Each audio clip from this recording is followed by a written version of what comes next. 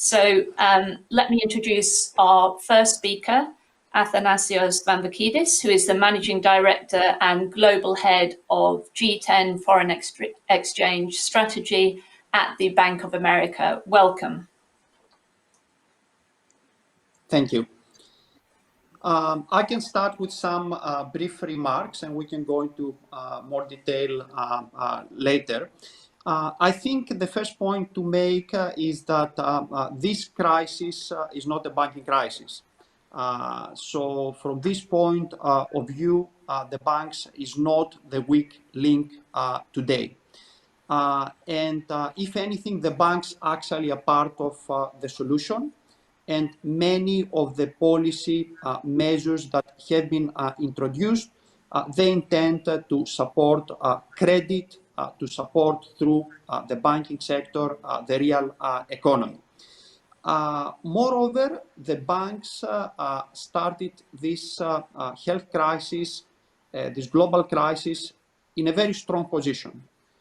To a large extent, because of measures and regulations introduced since the last crisis, the banks have been well capitalized, well provisioned, very well managed, and they have been able, as a result, to deal with the economic shock very successfully. Having said that, the real economic shock continues, and the banking sector not only affects the economy, but is also affected by the economy. And although the banks are in a very strong position, a lot depends on how long the economic shock will continue. Will the recovery be strong enough? Is it going to be V, U, or L shaped? This will also affect the banking sector. The truth is that there is substantial uncertainty.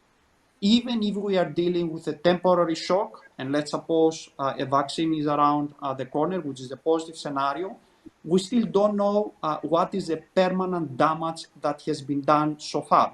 A lot of the policy measures have just tried to keep everybody alive, keep companies surviving, save jobs.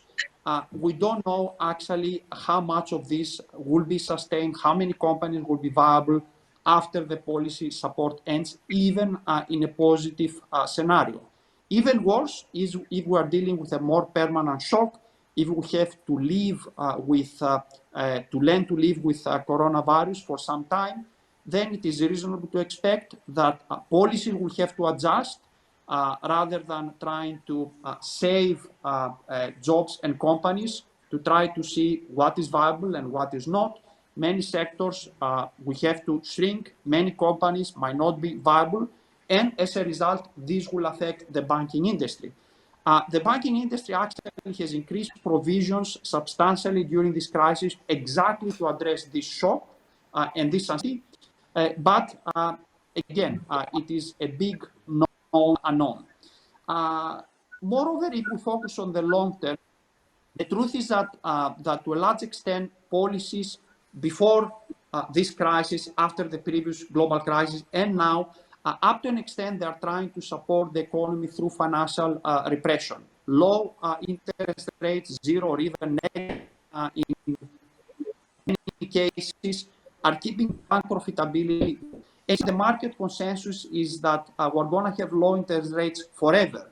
Now, that's a very bad scenario for the banking sector, which I think today we're underestimating.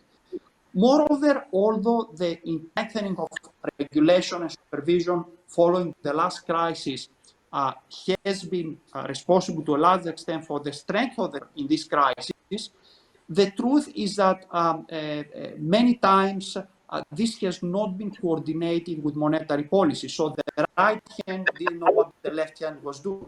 We see this today as well. We are loosening monetary policy. Actually, regulations, strong supervisions, quite often end up offsetting the possible positive effects of monetary policy. So Looking forward, I think we need a better coordination between monetary policy and supervision to make sure that the two don't offset each other. And more generally, I think we need to take stock of financial sector regulation, banking sector regulation, to see what works, what doesn't.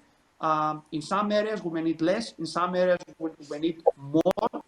And this will be important in order to think about how the sector contributes to the recovery. But not least, there are substantial long-term challenges. Right now, the market is pricing low inflation for it. This is not actually a given. And central bank withdrawal of monetary support has proved to be extremely difficult after the last crisis.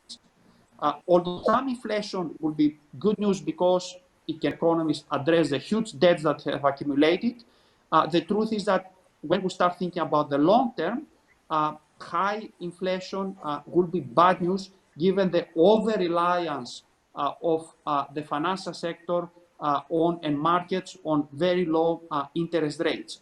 So how central banks will deal with these challenges are extremely important for the financial sector, for the banks and beyond, particularly taking into account the sharp increase in debt levels that we had as a result of this crisis.